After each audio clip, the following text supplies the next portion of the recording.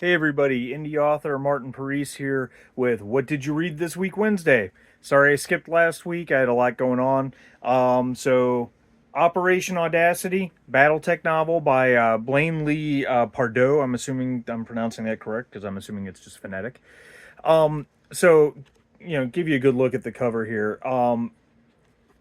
For those of us who play Battletech, it's a game of big stompy robots. It's driving your mech with lasers and missiles and ballistic weapons and blowing up the other guy. Small battles, big giant grand battles, armies of mechs. I mean, I've seen 100 mechs on a map at one time. For those of us who play the video games, it's the same thing. It's big stompy robots, but the novels aren't about big stompy mechs blowing each other up. Yes, there's battle scenes, and sometimes they're pivotal and they're important. But what BattleTech truly is a rich, low sci-fi universe. And what the novels are really about is the political machinations. Now, I'm just going to be really blunt.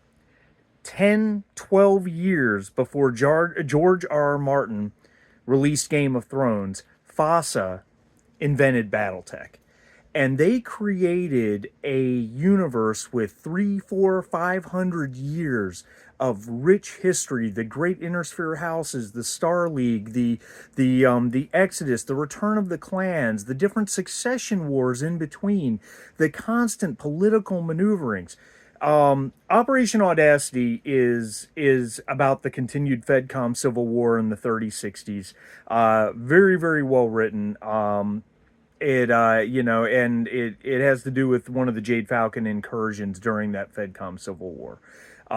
It was a lot of fun to read. We got to see a few glimpses at Con Martha Pride, which she wasn't in it very much, but we also caught two scenes with Diana Pride, Aiden Pride's daughter, which she could have been anybody. It didn't matter, but Blaine Lee Pardoe clearly wanted a good callback and a gasp moment for people who've read all of Robert Thurston's BattleTech novels. Look, this is a huge undertaking to get into this universe. You don't have to play any of the video games or the board war game that's been around for 40 years. You can just read the novels. You can enjoy the novels for the political maneuverings, the personalities, the characters. And that's what the novels are all about. You can find online a list of every Battletech novel and in the chronological order that you should read them in, because the novels jump around. Some take place in the 30s, 50s, 3060s, 3070s, 3020s, before the year 3000. And a lot happens in that time frame. So anyway, that's all I've got to say. Shout out to my wife. She comes home from work and she brings me 3 new Battletech novels. New meaning they're 30 years old, but I've never read them. How she knows which ones I have and don't have, I have no clue because I don't even know.